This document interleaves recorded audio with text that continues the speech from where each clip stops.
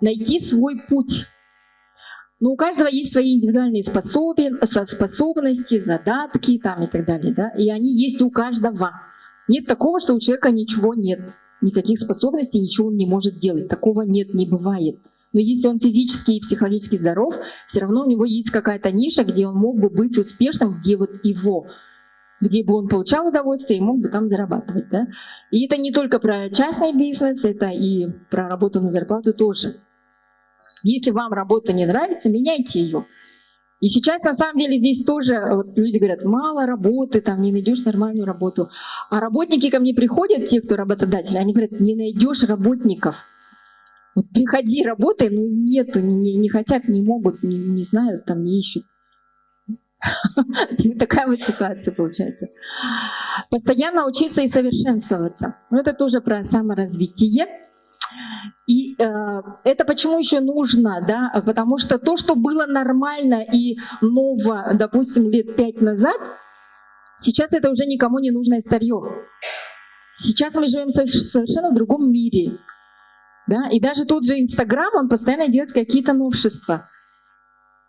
Если раньше там, допустим, продвигать рекламу было как-то проще, то сейчас уже там всякие ограничения, ну, какие-то нюансы такие появились, например, да, что уже не так легко стало там продавать, как раньше. Ну и так далее. И поэтому каждый раз нужно свои скиллы прокачивать, каждый раз нужно учиться, каждый раз. И в этом нет ничего такого особенного, да, и это тоже связано с деньгами.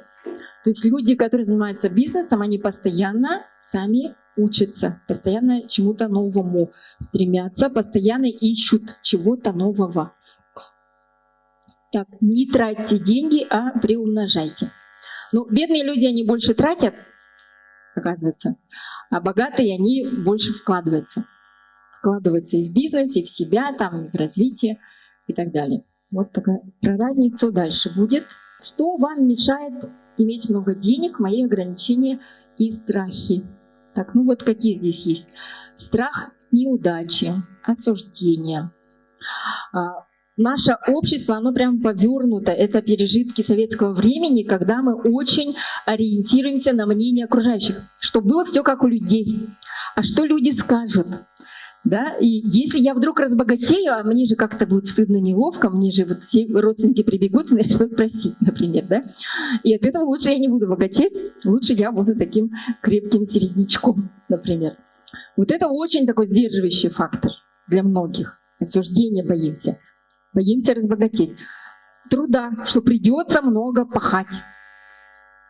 Да, ну, допустим, люди, у которых уже есть бизнес, они знают, что надо его там развивать, и даже знают как, но вот это вот, что придется много пахать, оно вот заставляет их никуда дальше не двигаться и не повышать свои доходы. А боязнь новизны. А если я уйду с этой работы, а найду я другую или нет?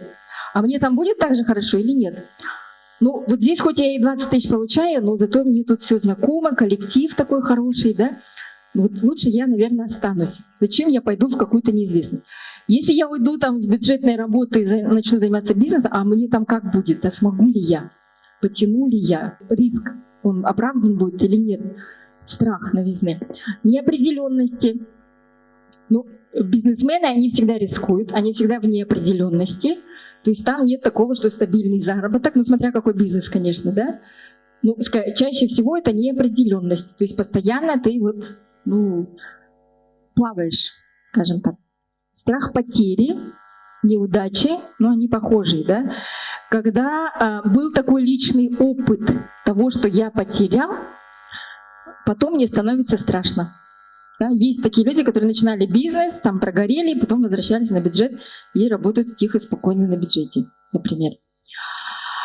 Но есть такая статистика, ну не статистика, а исследование. И исследовали людей, которые добились очень такого высокого финансового положения, да, зарабатывали очень много, при этом они прогорели, обанкротились.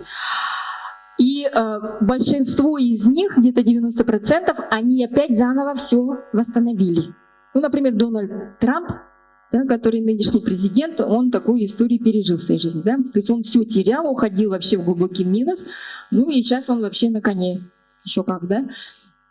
И наоборот, обратная тенденция, когда люди, которые получали большие деньги, наследство, или они выигрывали в лотерею, Что с ними происходило? Через год они все спускали и не могли никуда не вложить, никак это не могли приумножить. Они все это теряли. Ну, то есть, а некоторые думают, что если бы у меня была какая-то сумма, я бы мог бы ее там приумножить. Но если ты не умеешь обращаться с деньгами, если у тебя в мышлении нет вот этого нормального отношения с деньгами, то ты никак это не приумножишь. Поэтому надо работать больше с внутренними страхами, ограничениями, мышлением. Так, ответственности. Много ли людей хотят стать руководителями? Вот поднимите руки, кто уже может руководителем или хочет стать руководителем. 2, 3, 4, 5, 6. Немного. Да? Почему? Потому что это большая ответственность. А ответственность большую не все хотят брать. Да? А управление большими деньгами — это тоже ответственность и большая. И если я не готов брать большую ответственность, конечно, я не готов к большим деньгам. Так, что тут изменение образа жизни? Да? То есть если я раньше жил так, то мне надо что-то менять в себе, и иногда это бывает очень страшно. А как я буду жить по-другому? А как я вот, если я поеду в другой город, а если я там на другой работе, да, что со мной будет? Ну, попробуйте у себя тоже вот это вот откопать, да, что-нибудь есть у вас из этого или нет?